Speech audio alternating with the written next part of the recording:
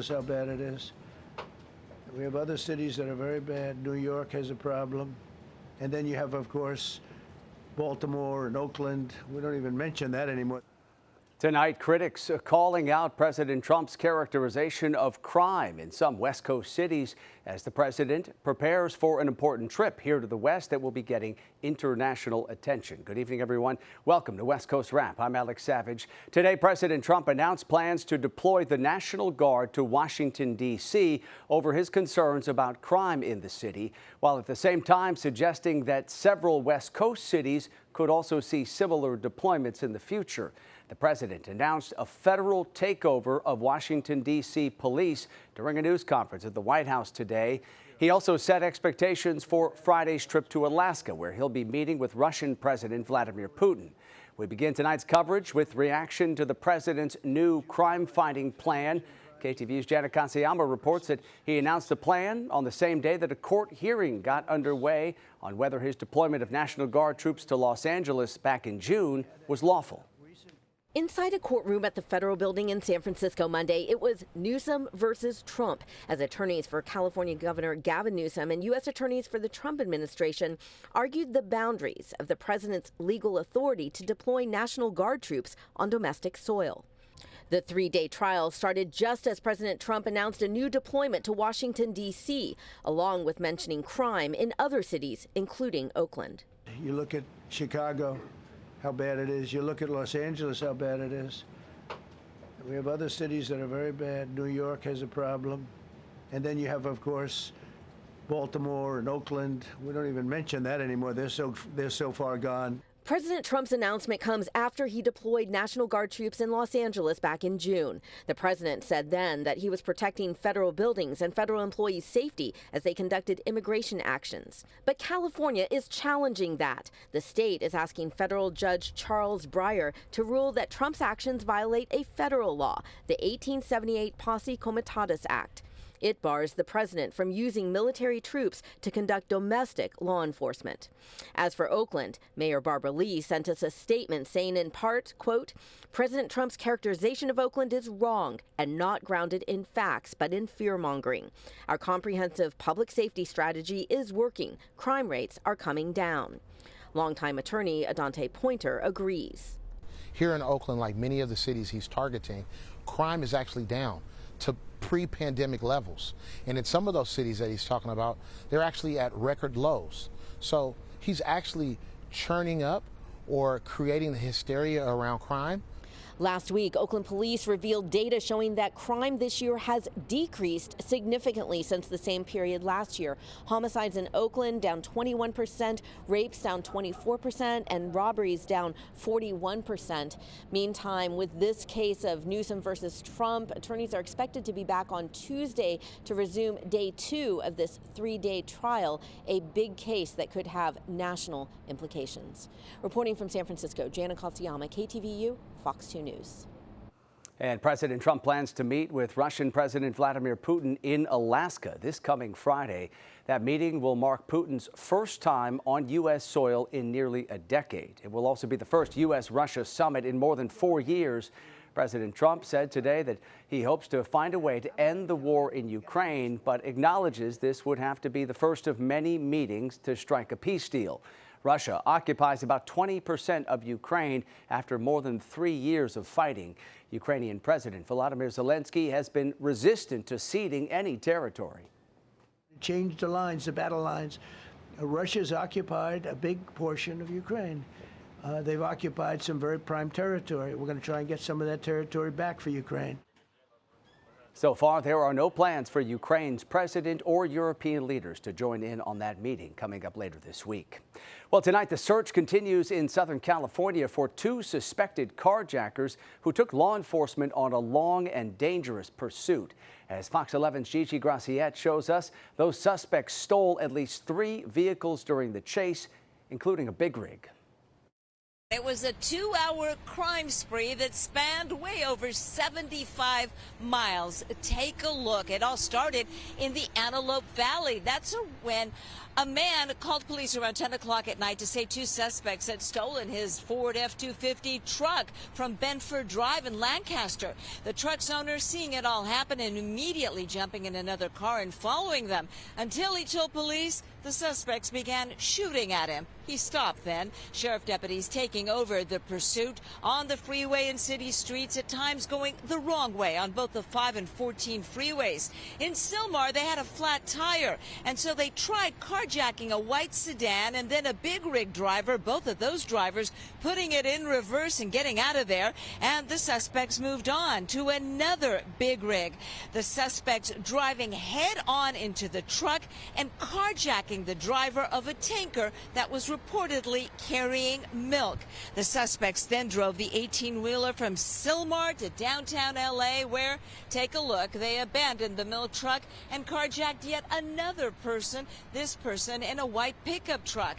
The pursuit ending just before midnight near Mission Road and Cesar Chavez. And take a look, the suspects dumping that white pickup truck. They left it running and they ran into the night, getting away, at least for now.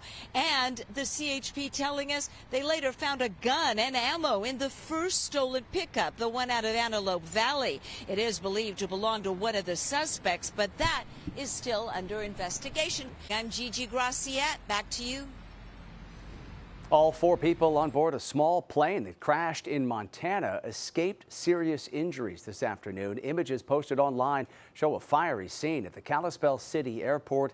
Investigators say a single-engine plane that was coming in for landing slammed into an empty aircraft parked on the tarmac. The pilot and 3 passengers were able to get out of that plane on their own. Authorities are investigating the cause of that crash still tonight. Well, there are signs of progress in the fight against a huge wildfire along California's central coast. Crews now have 33% containment on the Gifford fire. That's up from 21% containment yesterday morning. This fire still is threatening nearly 3,000 homes and other buildings in Santa Barbara and San Luis Obispo counties. Evacuation orders remain in effect tonight for people in rural areas of both of those counties. 10 people have been injured in this fire, including 7 firefighters. The fire has burned nearly 120,000 acres, and the cause is under investigation still. Well, more than 1,200 firefighters are battling the country's largest wildfire. Arizona's Dragon Bravo fire has burned more than 143,000 acres along the Grand Canyon's north rim. Fox's Amalia Roy spoke with one firefighter about the response. Thousands of gallons of water pour into these tanks in minutes. A few yards away, fire crews cut down trees and dig a perimeter through the forest. So we're standing in what we call a fire line. Crews have dug the ground here down to bare mineral soil.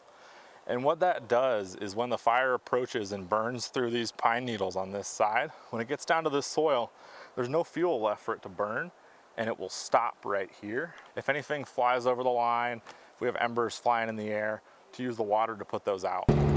Ground crews maintain the fire line while helicopters dump water on the active flames. Matthew Wilcox from Arizona Forestry and Fire Management says exceptionally dry conditions and an extreme heat warning add challenges to containing the fire. We've started calling it the fire year. We're seeing unseasonably warm temperatures and dry temperatures across the country. This isn't really an Arizona specific thing. Wilcox says agencies work together across the country as these fires pop up. This also means they have to share sometimes limited resources. Obviously, we don't always get every single thing we want, and that goes for any fire. There isn't a fire in the country right now that doesn't have a need just because of how volatile firefighting is. And that was Fox's Amalia Roy reporting for us tonight. The Dragon Bravo fire is 44% contained. It has destroyed dozens of buildings, including the Grand Canyon's historic lodge. Coming up tonight here on West Coast Wrap, waves tossing around a yacht-sized boat off the coast of Hawaii. Coming up tonight, what caused that vessel to run aground? And in weather, looks like we're talking about some heat for parts of the West Coast. We'll have the update coming up after the break. We actually also put him in our cooling cold immersion bag to try to help cool him, and we continued our resuscitation efforts. Also coming up tonight, riding along with Phoenix firefighters to shed light on the dangers of extreme heat. how first responders are helping people overwhelmed by the soaring temperatures. A yacht-sized passenger boat ran aground off a beach in Hawaii after getting caught in high surf. This happened around 8 o'clock Saturday morning near Honolulu's Kewalo Basin Harbor when the swells were peaking and the tide was bottoming out. 2 crew members were on board that 60-foot vessel, but they were not hurt. The boat lost propulsion after it went aground. The U.S. Coast Guard says there were no apparent mechanical failures before this event, and it is being investigated by authorities tonight. California Governor Gavin Newsom is urging President Trump to call off the Republican redistricting effort in Texas. Once again today, the Texas House did not have enough lawmakers in attendance to vote on a new congressional map. Texas Democrats are staying out of their home state, despite Governor Greg Abbott threatening to have them arrested. Governor Newsom today urged the president to abandon his push, telling him he is, quote, playing with fire and risking the destabilization of our democracy. President Trump, it's time to stand down. We're not going to sit back and watch you light democracy on fire. To counter the Texas move, California's state legislature is aiming to release proposed congressional maps this coming Friday. According to the Assembly Speaker's office, those maps will target 5 Republican seats in California in an attempt to void any gains that Texas might make with its redistricting plan. Well, farmers across the West say President Trump's immigration enforcement crackdown is hurting business. Fox's Dan Springer spoke with farmers in the Pacific Northwest about how they're adjusting. When ICE raided a California farm in June, rounding up illegal immigrants, the ripple effect has led to worker shortages at farms all the way up the West Coast. Some cherry growers in Oregon and Washington State say they had to leave more than a third of their crop on the trees. It certainly doesn't help when you're already facing a labor shortage to now have your current employees that you generally depend on, not being sure if they want to come to work or not because of those potential, threats, I guess, to them. The USDA reports 42% of farm workers are undocumented.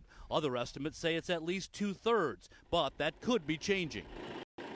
Just about every worker in this apple orchard in Brewster, Washington, is a legal foreign guest worker on a 6-month contract through the government's H-2A program.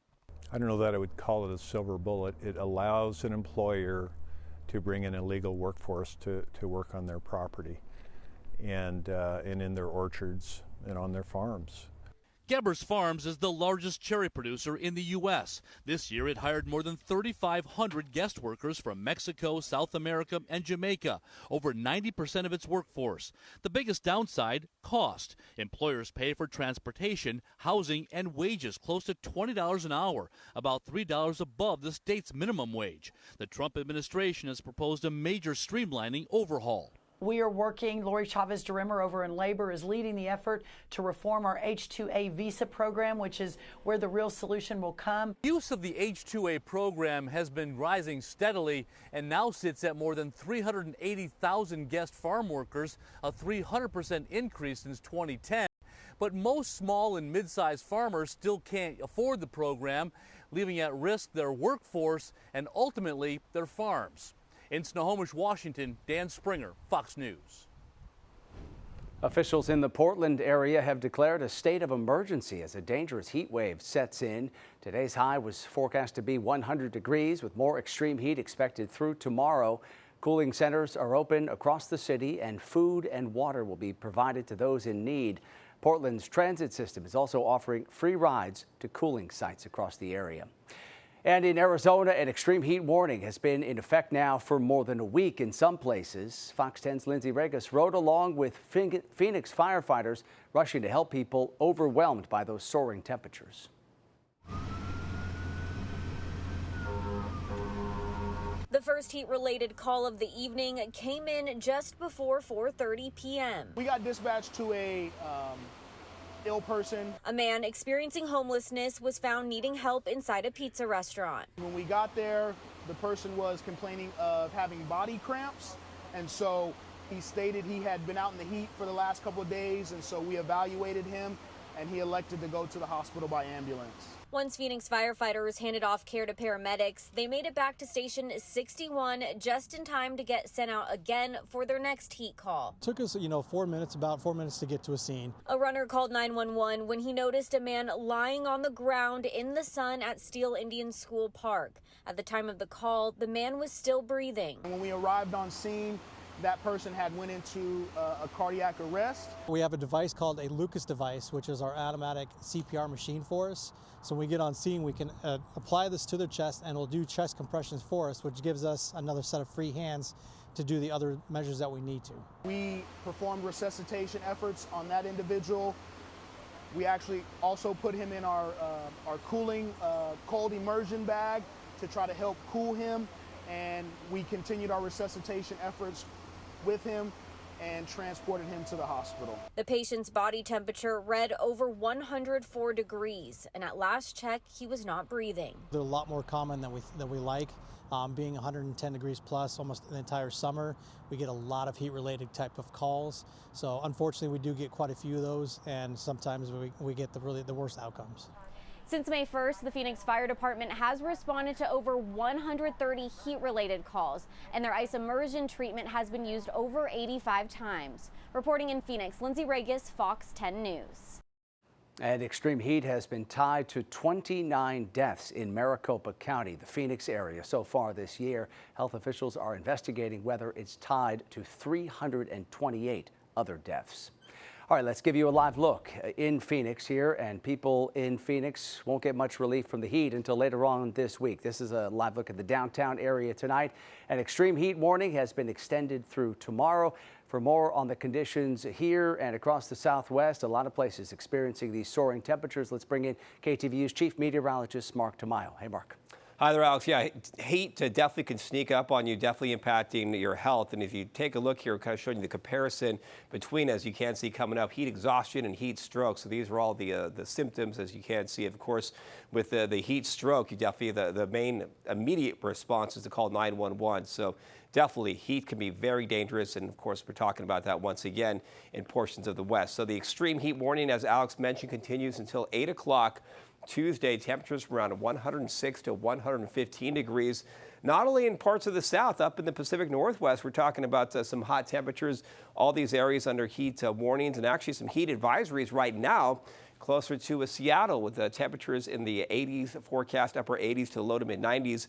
And that's in place right now until Tuesday night. As we check out the view in Seattle today, showing you all the sunshine, temperature a warm 87 degrees this afternoon. Of course, still talking about the real toasty temperatures. The dangerous heat in Phoenix, 112 degrees earlier this afternoon. And in between, we have San Francisco, low clouds and fog out there out toward the coast. Temperatures only in the lower 60s, so no heat concerns for the San Francisco Bay Area. Right now, we do have 107 degrees in Las Vegas, Los Angeles, upper 60s. Portland, Oregon, look at that observation, still in the mid 90s, so still a very hot Monday evening out there. We still have the low clouds and fog near portions of the California coastline, but that's just about it. So lots of clear skies over a good portion of the West Coast. And here is the plan for tomorrow. So we talked about the heat up in Seattle, extreme heat for Phoenix. Lots of sunshine out toward Denver. It's a warm forecast for Los Angeles and San Francisco. We'll have the typical fog in the morning with partly to mostly sunny skies into the afternoon hours. Some more sights for you across the West Coast. Olympia at 96, San Jose in the Bay Area, lower 80s. Look at Palmdale, Southern California, 104 degrees. In Tucson, Arizona, forecasting temperatures 105 degrees tomorrow afternoon. Here is the 3-day forecast. We talked about the heat for Seattle with some cooling for Wednesday and Thursday as we increase the low clouds and fog. San Francisco not moving around too much. Los Angeles temperatures on track to reach the upper 70s to lower 80s. And it looks like still 111 degrees in Phoenix tomorrow. And then it looks like we'll send in some cooler temperatures by Wednesday and into Thursday. So the overall trend this week across a good portion of the West, the heat begins to lose its grip over the next several days. That's certainly good to see that some of those temperatures coming down in some of those hot spots. Okay, Mark, thank you. Coming up tonight here on West Coast Wrap, a partial victory in what's turned into a years-long legal battle for former Las Vegas Raiders coach Jon Gruden. Tonight, what the Nevada Supreme Court has said about his lawsuit against the NFL. Plus, remembering Val Kilmer. See how people in Arizona's historic town of Tombstone are paying tribute to the late actor. A lot of people didn't realize that Tombstone really existed until after the movie Tombstone. He put us back on the map. The Nevada Supreme Court has sided with former Las Vegas Raiders head coach Jon Gruden in his lawsuit accusing the NFL of leaking damaging emails to the media, which forced him to resign. The justices did not determine whether or not the league had leaked Gruden's emails, but the court did rule against the NFL's arbitration process, calling it unconscionable. Gruden's attorneys say they are pleased with the court's decision, saying this will help all employees facing an employer's unfair arbitration process. The NFL has not commented on the decision, but can appeal to the U.S. Supreme Court if it chooses to. President Trump has extended a trade truce with China, delaying higher tariffs for at least another 90 days. Late today, the president said on his social media platform that he signed an executive order for that extension. The previous deadline for new tariffs on China was set to expire at midnight. President Trump had threatened to raise taxes on Chinese imports up from the 30% where it stands now. This pause will give the U.S. and China more time to negotiate a trade agreement. The European Union, Japan, and several other trading partners have already agreed to trade deals with the president. The Treasury Department says the U.S. economy gained about $30 million in tariff revenue last month. And finally tonight, Tombstone, Arizona pays tribute to Val Kilmer. The actor brought the character of Doc Holliday to life in the film Tombstone, leading to a rush of tourists descending on the small town. Fox's Kayla Butter shows us how people in Tombstone are honoring Kilmer's life months after his death. Enrique Perez helped construct many of the sets for the movie Tombstone, watching as Val Kilmer turned the city of Tombstone into a Hollywood film in the 90s. Now, more than 30 years later, Perez is back in Tombstone celebrating Kilmer's life. It feels good to be here about him, but it's kind of a sad thing that he passed so young, because he was such a young man and he was such a good actor. Dozens of people packed the same streets seen in the 1993 film to pay tribute to Kilmer and all he's done for the city of Tombstone. We wanted to find a way to honor his memory and give back to what he has done for the city of Tombstone. A lot of people didn't realize that Tombstone really existed until after the movie Tombstone. He put us back on the map. And Tammy Jo Wilkins, the chief of the Tombstone Vigilantes, says that more than anything, she wants this weekend to be a celebration of Kilmer's love for the city. He's made really good friends with several people in the community, and he was checking in on Tombstone all the time, grateful to hear from people from Tombstone. He's just been a real friend to Tombstone. A parade of period costumes walked down historic Allen Street, led by a riderless horse with a fake casket. It was meant to pay tribute not only to Kilmer, but to Doc Holliday, one of Kilmer's standout roles. This is a collective group of many people in the community coming together, working together, bringing really great opportunity together to honor Val Kilmer and all he's done for Tombstone. Val Kilmer died earlier this year at the age of 65. And while this weekend's event might be emotional to some, Kilmer fans like Joan and Rick Rhodes are happy that they can celebrate his life in a way that only Tombstone knows how to do. And that was Fox's Kayla Butter reporting tonight from southern Arizona. We appreciate you watching West Coast Wrap. As always, have a great night.